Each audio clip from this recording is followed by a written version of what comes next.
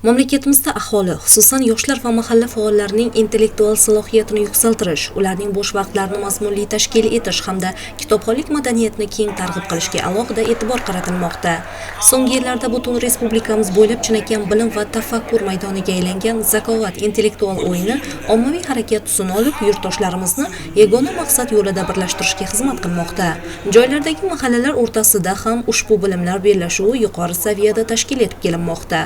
Ushbu jarayonlarning uzviy davomi sifatida o'tkazilayotgan O'zbekiston mahallalari uyushmasi raisi kubogi musobaqalari aholining turli qatlamlarini, turli kasb egalarini bilim va tafakkur sinovida toblash uchun keng imkoniyatlar eshigini ochmoqda.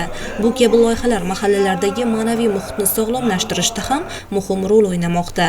Ushbu nufuzli turnir doirasida Qoraqalpog'iston Respublikasining barcha shahar va tumanlarida bo'lgani kabi Amudaryo tumanida ham Zakovat intellektual o'yinining tuman bosqichi qizg'in bahslar ostida bo'lib o'tdi. Mazkur bilimlar bellashuvida hududdagi ko'plab mahallalardan tashrif buyurgan eng bilimdon, zukko va tezkor fikrlaydigan jamoalar o'zaro kuch sinashdi.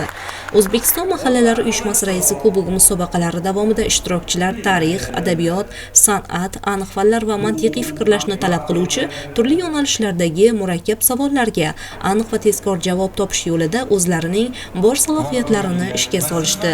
Diqqatga sazovor jihati shundaki, bu kabi turnirlar faqatgina bilimni sinab ko'rish maydoni bo'lib qolmasdan, balki mahalladoshlar o'rtasidagi o'zaro ahillik, hamjihatlik va do'stona munosabatlarni yanada mustahkamlashga ham xizmat qilmoqda. Murosasiz va qizg'in kechgan bahslar davomida barcha jamoalar g'oliblik uchun astoydil harakat qildi, biroq bilim va mantiq maydonida eng kuchlilar doimo ajralib turadi.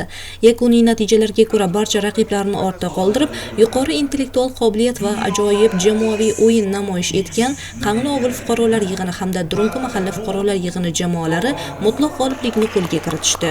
Ushbu jamoalar a'zolari turli bosqichlarda o'zlarining zukkoligi, savollarga chuqur tahliliy yondashuvi va tezkor qaror qabul qilish ko'nikmalari bilan hakamlar hay'ati va tomoshabinlarning yuksak e'tirofiga sazovor bo'lishdi.